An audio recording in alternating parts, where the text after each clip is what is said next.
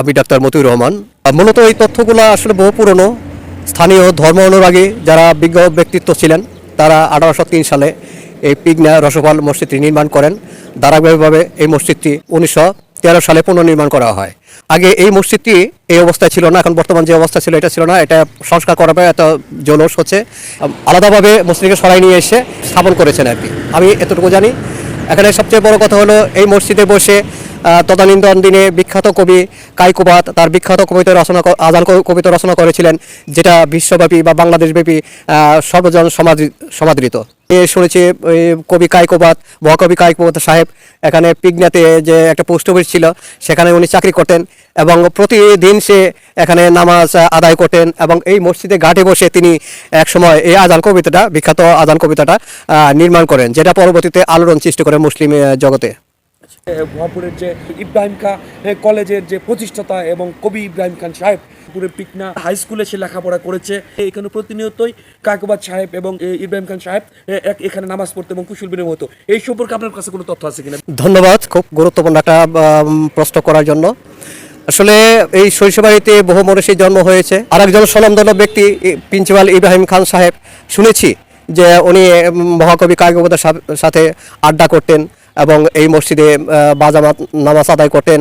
নির্মাণ হয়েছে পিগনা স্কুল, এটা শতবর্ষ অনেক আগে পেরিয়ে গেছে। ওই স্কুলটা নাকি উনি প্রতিষ্ঠার লগ্ন যথেষ্ট অবদান রেখেছেন।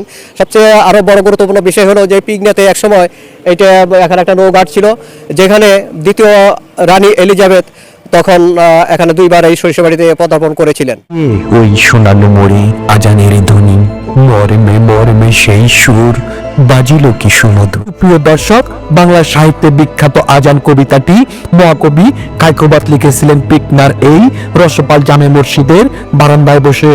পরে কায়কোবাদের নাম অনুসারে এই মসজিদের নামকরণ করা হয়। তবে ঐতিহ্যবাহী এই মসজিদটি ভেঙে নির্মাণ করা হয়েছে নতুন মসজিদ। হারিয়ে গেছে কবি কায়কোবাদের স্মৃতি বিজড়িত সেই মসজিদ। মসজিদটি জামালপুরের শস্যাবাড়ি উপজেলা থেকে প্রায় 25 কিলোমিটার দক্ষিণে পিকনা ইউনিয়নের পিকনা বাজার সংলগ্ন রসপাল গ্রামে অবস্থিত। আনুমানিক 146 বছর আগে মসজিদটি নির্মাণ করেছিলেন স্থানীয়রা। এলাকাবাসীরা জানান, স্থানীয় ধর্মপ্রাণ মুসল্লিরা প্রথমে এই মসজিদটি চৌচালা টিন শেড হিসেবে নির্মাণ করলেও প্রায় 20 বছর পর এলাকাবাসীর সহযোগিতায় পাকাকরণের কাজ শুরু হয়। সৌদি পাথর ও কুড়ি ব্যবহার করে একটি সুউচ্চ মিনার এবং 5টি বড় 8টি ছোট গম্বুজ তৈরি করা হয়। মসজিদটির দৈর্ঘ্য 93 ফুট এবং প্রস্থ ছিল 42 ফুট। প্রথম দিকে এই মসজিদটি রসপাল জামে মসজিদ হিসেবে পরিচিত পেলেও ধীরে ধীরে এটি কবি কায়কোবাদের নাম অনুসারে পরিচিত লাভ করে।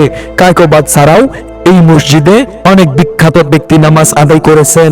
প্রিন্সিপাল ইব্রাহিম খাঁ ও কবি ইসমাইল হোসেন সিরাজি মাঝে মধ্যে পিকনা ইউনিয়নে এসে মসজিদের সময় কাটাতেন।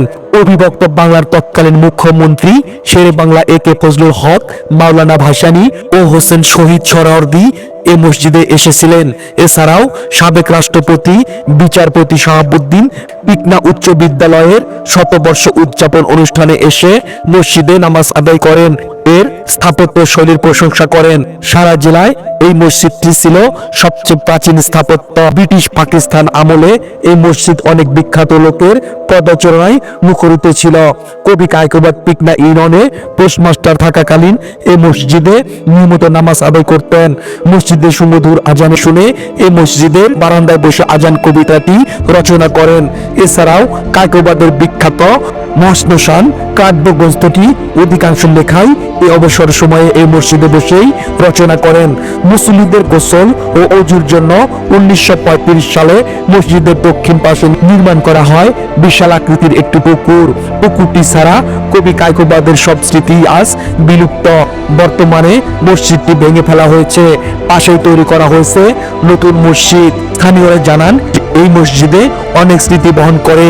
এই মসজিদে বসেই কবি কায়কোবাদ তার বিখ্যাত আজান কবিতাটি রচনা করেন, কিন্তু এখন আর এখানে কবি কায়কোবাদের কোনো স্মৃতি অবশিষ্ট নেই। মসজিদটি অনেক পুরনো হওয়ায় এলাকাবাসী মিলিত হয়ে এটিকে ভেঙে নতুন মসজিদ নির্মাণ করেন।